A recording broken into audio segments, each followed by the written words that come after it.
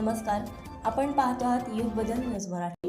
भारताच्या 77व्या प्रजासत्ताक दिनानिमित्त मुख्य शासकीय समारंभात राज्याचे कामगार मंत्री तथा जिल्ह्याचे पालकमंत्री ॲडव्होकेट आकाश फुंडकर यांच्या हस्ते राष्ट्रध्वज वंदन लाल बहादूर शास्त्री क्रीडांगण येथे झाले।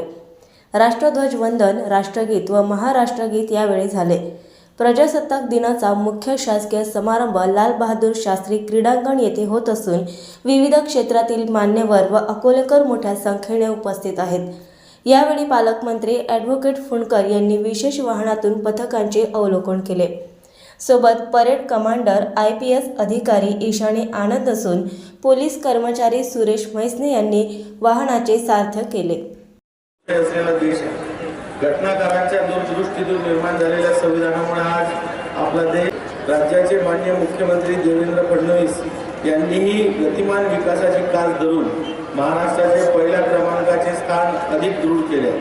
परकीय गुंतवणुकीच्या बाबतीत महाराष्ट्र देशात अव्वल असून स्वित्झर्लंडमधील दावोस येथे वळले आहेत।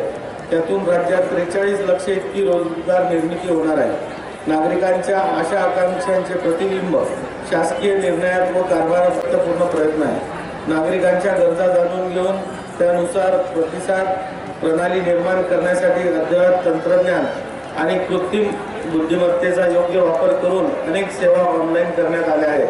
त्यानुसार अकोला जिल्ह्यातही आजच्या मंगलदिनी जिल्हा डॅशबोर्ड, जिल्हा वॉर रूम, व्हॉट्सअप चॅटबोर्ड प्रणालीसारख्या अद्ययावत सेवांचा शुभारंभ होत आहे। मिशन एक्सिलन्स या टार्गेट पीक ॲपचा आज शुभारंभ होत आहे। त्यामुळे जिल्ह्यातील विद्यार्थ्यांमध्ये शैक्षणिक गुणवत्ता उंचावण्यास मदत होणार आहे। शेतकरी, कामगार, महिला अशा विविध घटकांसाठी अनेक योजना शासन राबवित आहे। गतवर्षी जून ते ऑक्टोबर या काळात आपल्याला अतिवृष्टी व पुराचा सामना करावा लागला। त्यामुळे शेतपीक, शेतजमिनीच्या नुकसानाच्या अनुषंगाने 3,31,994 शेतकऱ्यांच्या खात्यात 260,29,26,000 रुपये मदत निधी DBTद्वारे जमा करण्यात आला।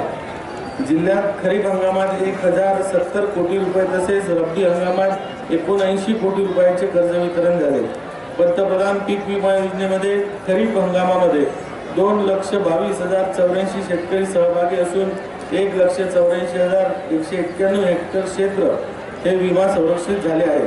रब्बी हंगामात 47 देण्यात आले आहे। मनरेगा तसेच भाऊसाहेब फुंडकर फळबाग लागवड योजनेत 1200 हेक्टरपेक्षा अधिक क्षेत्रावर फळबागा विकसित झाल्या आहेत। कृषी प्रक्रिया व पूरक व्यवसायावर वाढीवर भर देण्यात येत आहे।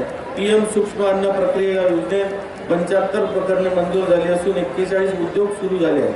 600 हेक्टर क्षेत्रावर 6,500 शेतकऱ्यांना सहभागी करून नैसर्गिक शेतीला चालना देण्यात आली आहे।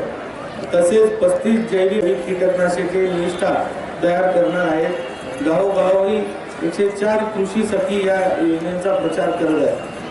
आरोग्य क्षेत्रामध्ये विस्तारित आयुष्यमान भारत पंतप्रधान जनक्रांतीच्या मुहूर्तावर 40 वर्षावरील महिलांसाठी तपासणी, उपचार, समुपदेशन, मार्गदर्शन यासाठी दर बुधवारी सर्व रुग्ण बालकांवर जन आरोग्य योजनेत यशस्वी शस्त्रक्रिया करण्यात आली आहे।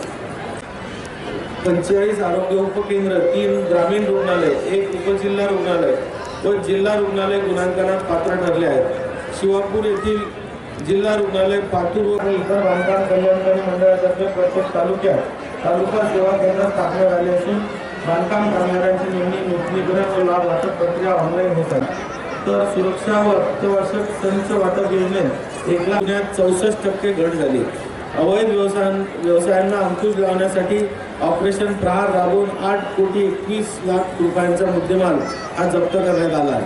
मिशन उडन अंतर्गत 1800हून अधिक शाळांमध्ये अंमली पदार्थ विरोधी अभियान राबवण्यात आले। प्रोजेक्ट रक्षा या नागरिक प्रतिसाद प्रणालीद्वारे पोलीस सेवेची गुणवत्ता तपासून आवश्यक सुधारणा करण्यात येतात। त्यानुसार जिल्ह्यात नागरिक विश्वास निर्देशांक 10 पैकी 8.9 असा उत्कृष्ट ठरला आहे। सार्वजनिक सुरक्षिततेची भावना वाढीस लागल्याचे हे द्योतक आहे।